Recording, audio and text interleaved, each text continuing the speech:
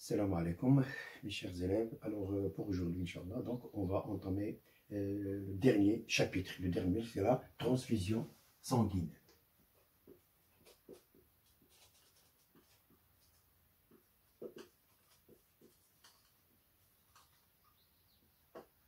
La transfusion sanguine. Alors, lorsqu'on dit la transfusion sanguine, alors, lors des accidents,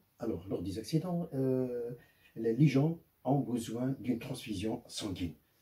Dans la majorité des cas, donc, à l'époque, donc, on transfuse du sang d'un animal à un être humain. Mais dans la majorité des cas, cette transfusion se termine par échec, c'est-à-dire apparition des complications sanitaires et se termine par la mort. Alors, ces problèmes-là ont poussé plusieurs chercheurs, des médecins, à faire des progrès pour résoudre le problème. On parlera du médecin viennois Landsteiner, prix Nobel 1930. Landsteiner.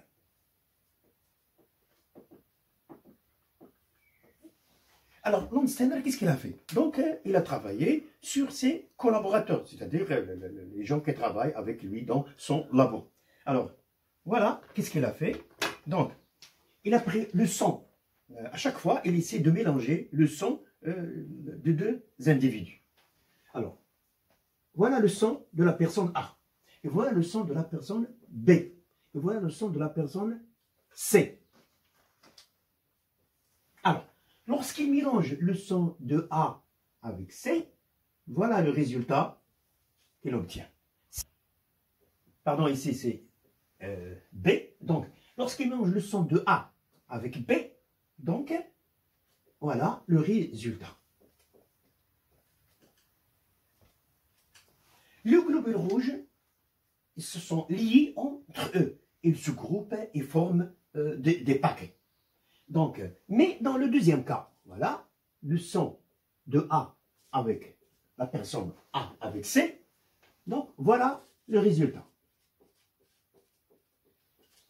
Les globules rouges, à ce niveau-là, donc ils sont libres. Hein? Ils ne sont pas liés entre eux. Donc, à ce niveau-là, donc on parle de phénomène, on dit qu'il y a agglutination.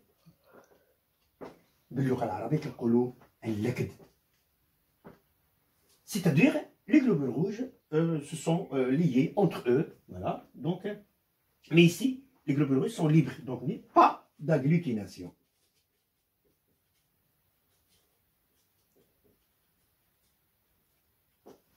Alors, dans ce cas-là, qu'est-ce qu'on dit? On dit que le sang de A et de B ne sont pas compatibles.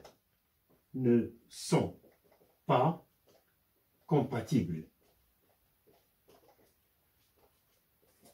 Mais dans le cas du sang de la personne A et C, on dit qu'ils sont compatibles.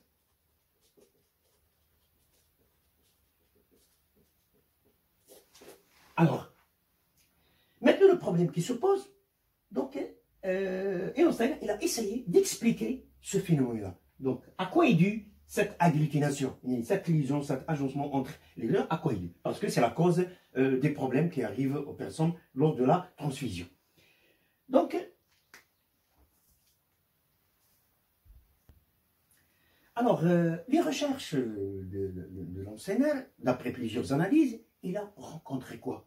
C'est que à la surface des globules rouges, il a rencontré des éléments qu'il a appelés des antigènes. Il a appelé des antigènes.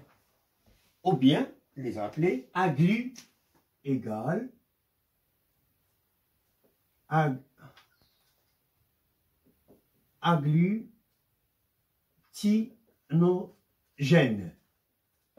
Égale agglutinogène. Il a rencontré deux types de ces antigènes. Donc, antigène A et antigène B.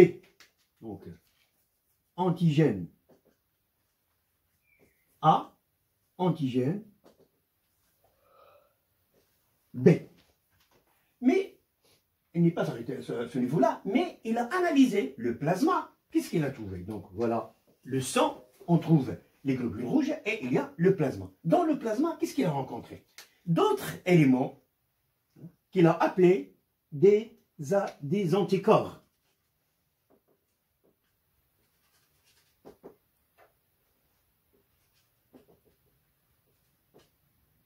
Des anticorps. Ils se sont de deux types. Et on peut les nommer aussi égales agglutinine.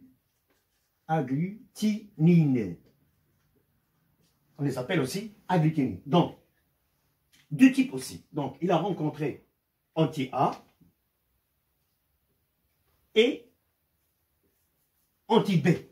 Donc, dans les plasmas de plusieurs cellules, il a rencontré deux types. Deux types, des anticorps anti-A et anti-B. Donc, on dit anti-A, anti-B. Je répète. Donc, l'analyse du sang de plusieurs personnes,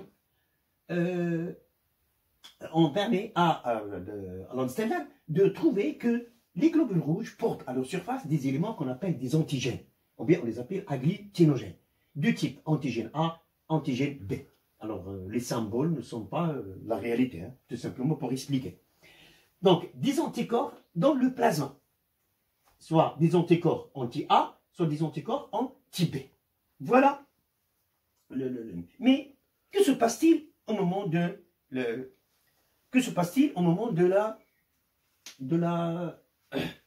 glutination? Alors, que se passe-t-il maintenant au moment de la glutination? Alors, on verra que c'est une réaction immunitaire. Voilà, les globules rouges.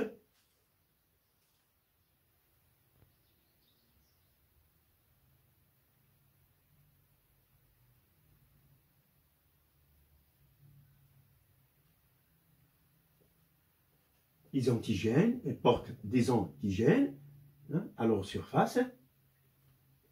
Mais lorsque les anticorps du même type et qui correspondent, il y a un contact entre les antigènes avec les anticorps qui lui correspondent, alors que se passe-t-il? Regardez, voilà les anticorps.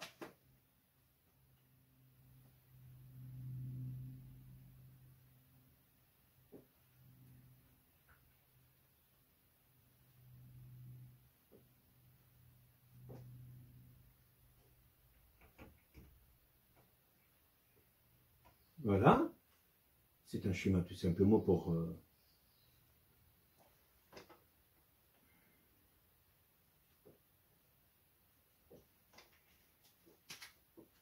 Donc voilà le phénomène d'agglutination, c'est-à-dire les anticorps, lorsque les anticorps sont en contact avec les antigènes qui leur correspondent, qui sont spécifiques à eux, donc il y a agglutination. Donc, vous voyez, donc il s'agit d'une réaction immunitaire. Il s'agit d'un complexe humain. Parce que lorsque là, on transfuse du sang à une autre personne, c'est-à-dire, il va correspondre que ces globules-là, ce sont des corps étrangers par rapport à lui. Donc, il va les attaquer par ces anticorps. C'est ce qui se passe à l'intérieur de l'organisme d'une personne transfusée par du sang. C'est-à-dire, les anticorps, ils lient entre les globules rouges et nous. Donc, voilà l'explication de l'agglutination. C'est une réaction immunitaire. Alors, lorsque antigène, c'est la règle à apprendre pour les exercices, souvenez bien s'il vous plaît. Donc, on va se baser pour résoudre l'exercice sur ce que je viens d'écrire maintenant. Donc, antigène plus anti-A, c'est-à-dire anticorps A, antigène A plus anticorps A, elle nous donne agglutination. Et lorsque l'antigène B plus l'anticorps B se sont liés, donc, il aboutit à une agglutination. Donc, l'agglutination se fait lorsque l'antigène A avec l'anti-A, ou bien l'antigène B avec l'anticorps B, agglutination. Maintenant, on passe à grand B. B, caractéristique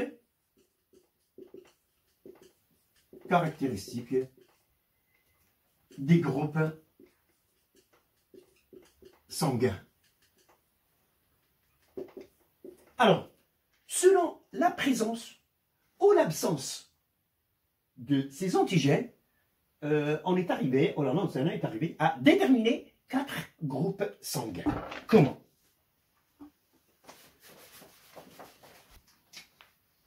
Alors, selon ses collaborateurs, Regardez bien. Voilà.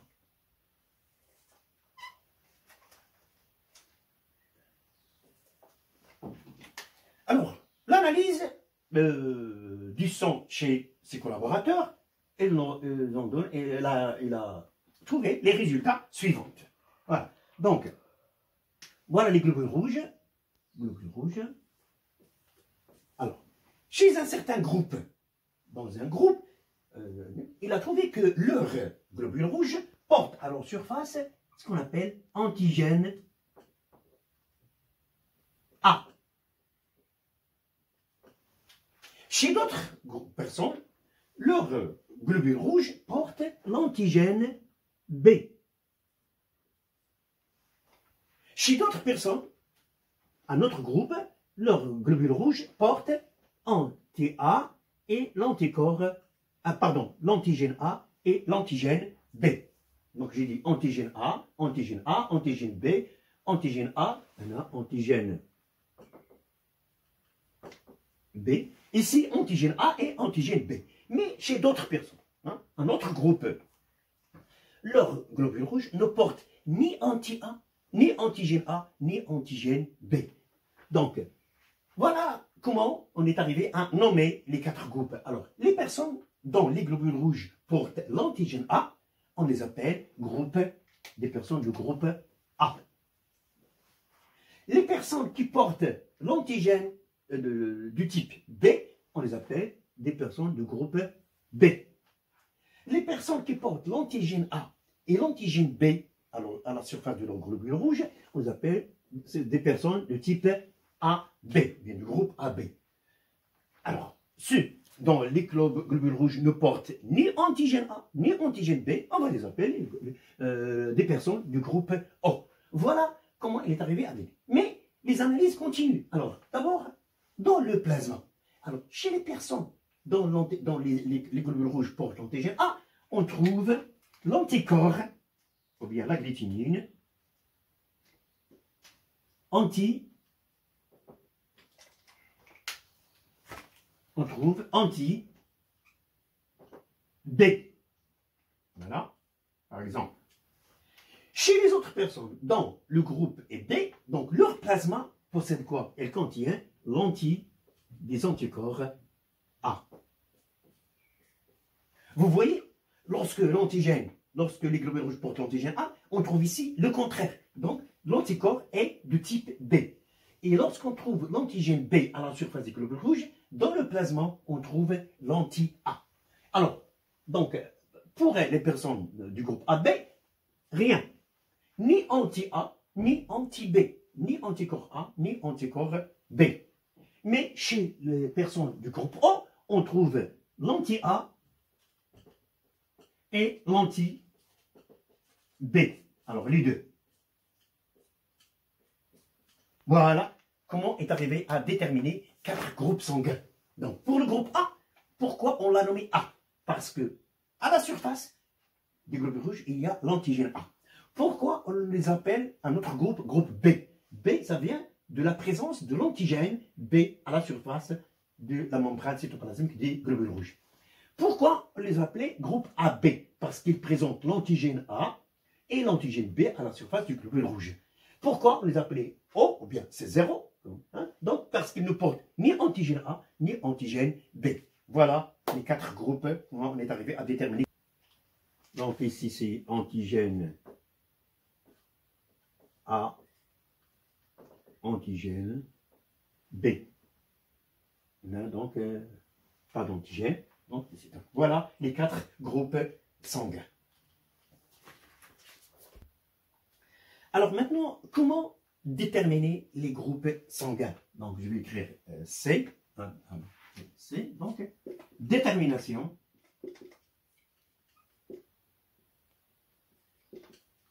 des groupes sanguins par l'utilisation des sérums test. Alors, par l'utilisation des sérums test. Alors, alors, lorsqu'une personne, par exemple, a besoin de recevoir ses analyses ou bien de savoir quel est son groupe sanguin, on utilise ce qu'on appelle les sérums tests. Alors, les sérums tests, c'est-à-dire, par exemple, on prend le sang de la personne A, voilà, par exemple, la personne A, donc il a dans ses globules rouges, il a l'antigène A, mais dans son plasma, il a les anticorps anti-B. Donc, si on prend le plasma de la personne A, c'est-à-dire le plasma de la personne A, donc on va... et c'est quoi d'abord le sérum et le plasma? Donc, la différence entre sérum et plasma, c'est que le sérum, c'est du plasma sans la substance chimique qui coagule le sang.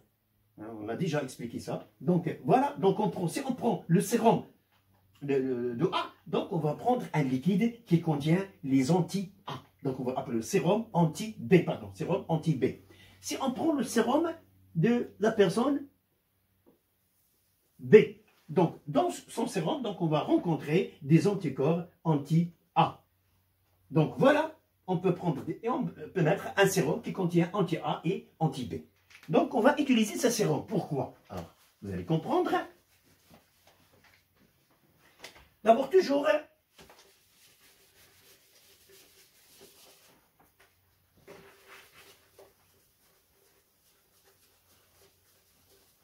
alors regardez bien. Donc, c'est une équation à un seul inconnu. À comprendre, s'il vous plaît. C'est quoi cet inconnu? Donc, toujours, on prend une goutte de sang et on va ajouter un test et le résultat. Donc, le résultat, vous allez reconnaître le résultat. On connaît le résultat. Nous savons déjà c'est quoi le test. Donc, quel est l'inconnu? L'inconnu, c'est de savoir que portent les globules rouges à sa surface. Si on connaît le type d'antigène porté par les globules rouges à la surface, donc on a déterminé le type de groupe sanguin. Parce que on dit groupe A, présence d'antigène A. Groupe B, présence d'antigène B. Groupe C, présence d'antigène, groupe AB, présence d'antigène A et d'antigène B. Groupe O, pas d'antigène. Voilà. Donc, considérons par exemple, alors, 4 personnes. Voilà. Voilà. Voilà, 4 personnes. Maintenant, ici, c'est Karim. Voilà. Karim. Alors, Leïla. Wassim.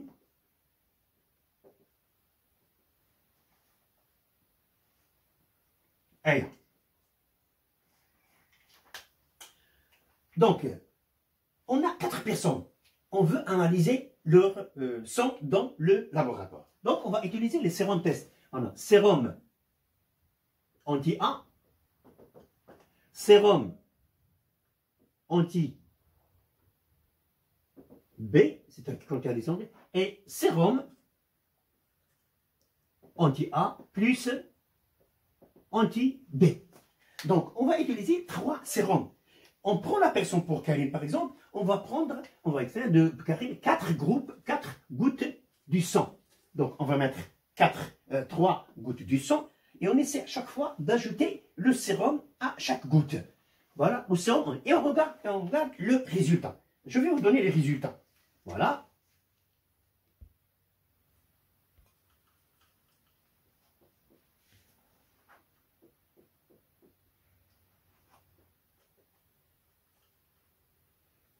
Alors ici, plus, moins.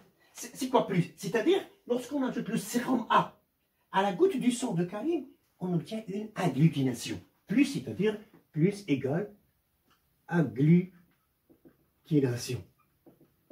Moins, c'est-à-dire pas d'agglutination. Alors, pour Leïla, je vais vous donner le résultat. Ici, pas d'agglutination.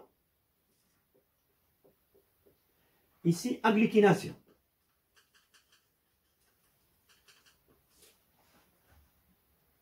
Donc, ici aussi, la même chose, les agglutinations. Donc, plus.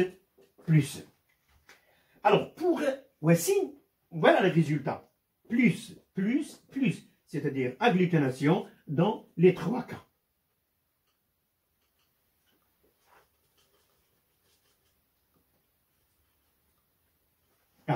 Mais pour Aya, pas d'agglutination.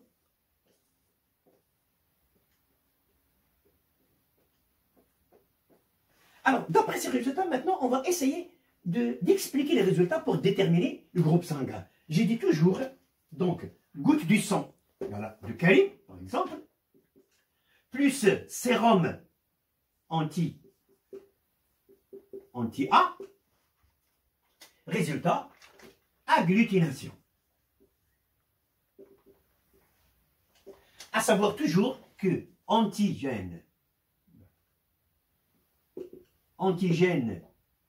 A plus anti-A égale agglutination. Antigène B plus anti-B égale agglutination. Voilà la règle. Hein? Nous connaissons donc et surtout, donc lorsqu'il y a contact entre l'antigène A et l'anticorps A, agglutination. Alors maintenant revenons à Karim. Karim, qu'est-ce qu'on a fait? On a pris la goutte du sang et on a jeté anti-A, agglutination. Alors, on va expliquer pourquoi, ce que signifie agglutination. C'est-à-dire que l'anti-A, qu'est-ce qu'il a trouvé? Alors, pour qu'il y ait agglutination, il faut que A, qu'est-ce qu'il a trouvé? Donc, anti-A, il a trouvé l'antigène A. Donc, il a trouvé l'antigène A. Ce qui signifie que les globules rouges de Karim portent l'antigène A. Voilà le premier résultat. Deuxième résultat. Sérum. Alors, sérum, donc toujours le sang de Khalid. Maintenant, la deuxième goutte du sang.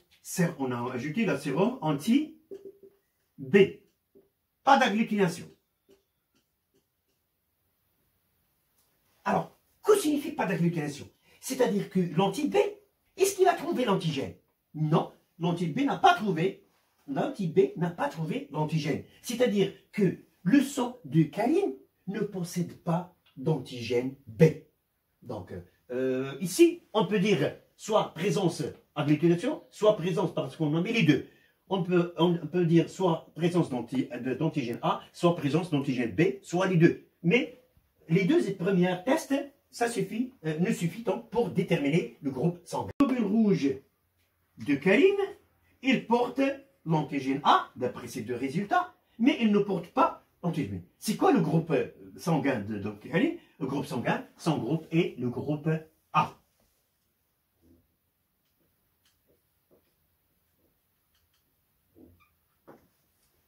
Ici, on détermine donc groupe A. Revenons à Leïla, si vous avez bien compris, la même chose. Donc revenons à Leïla. Goutte du sang. Donc, sérum anti-A. Pas d'agglutination. C'est-à-dire que l'anti-A, il n'a pas trouvé l'antigène A. Il n'a pas trouvé, c'est-à-dire que le globule rouge ne possède pas l'antigène A. Si le globule rouge possède l'anti-A, lorsqu'on ajoute l'anticorps anti-A, donc il y a agglutination. Donc, les globules rouges de Leïla ne possèdent pas d'anti-A. Alors, toujours Leïla, la même chose.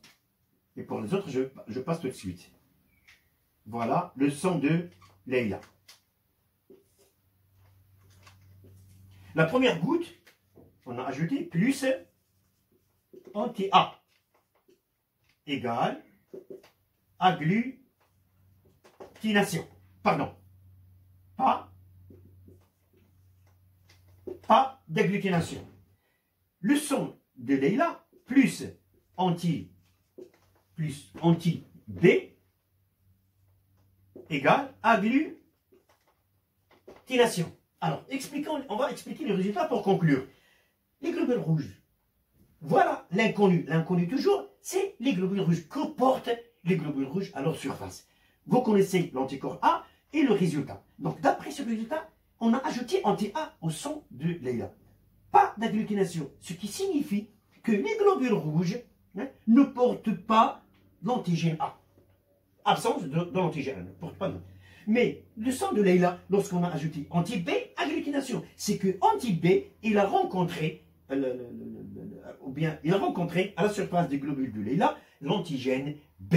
Donc, conclusion, les globules rouges de Leïla, ils ne portent pas l'antigène A. mais elle porte l'antigène B. D'où le groupe sanguin de Léna est le groupe B. Troisième exercice, c'est Wassim. Alors, Wassim,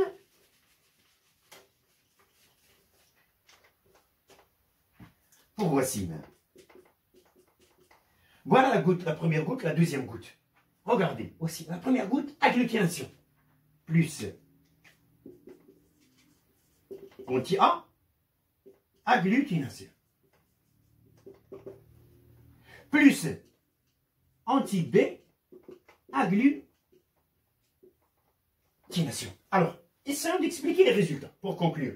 Donc, les globules rouges, alors lorsqu'on a jeté l'anti-A au globule rouge, agglutination, ce qui signifie, il est agglutination parce que, c'est-à-dire que l'anti-A, il a rencontré l'antigène B à la surface des globules de Wassim. Lorsqu'on a jeté l'anti-B, agglutination, c'est que l'anti-B, il a rencontré l'antigène B à la surface. Conclusion, donc les globules rouges de Wassim portent l'antigène A et portent l'antigène B. Donc, le groupe sanguin de Wassim, c'est AB. Pour Aya, regardez, moins, pas d'agglutination. C'est-à-dire, ici, lorsqu'on a ajouté le sérum anti-A, pas d'agglutination. C'est-à-dire, le globule rouge de Aya ne porte pas l'antigène A. Lorsqu'on a ajouté l'anticorps B, lorsqu'on ajoute l'anticorps B, donc pas d'agglutination. Ce qui signifie que les globules de Aya ne portent pas l'antigène B. Ainsi, donc, les globules de Aya ne portent ni antigène A, ni antigène B. Donc, c'est quoi? C'est le groupe O. Voilà comment on peut déterminer les groupes sanguins. Comment on peut déterminer les groupes sanguins chez un individu au laboratoire en utilisant les sérum tests. J'espère que vous avez bien compris. Alors, essayez de regarder le document, le film, la vidéo plusieurs fois pour bien comprendre. Et si vous avez quelques complications, je peux réexpliquer. Alors, merci sur votre attention.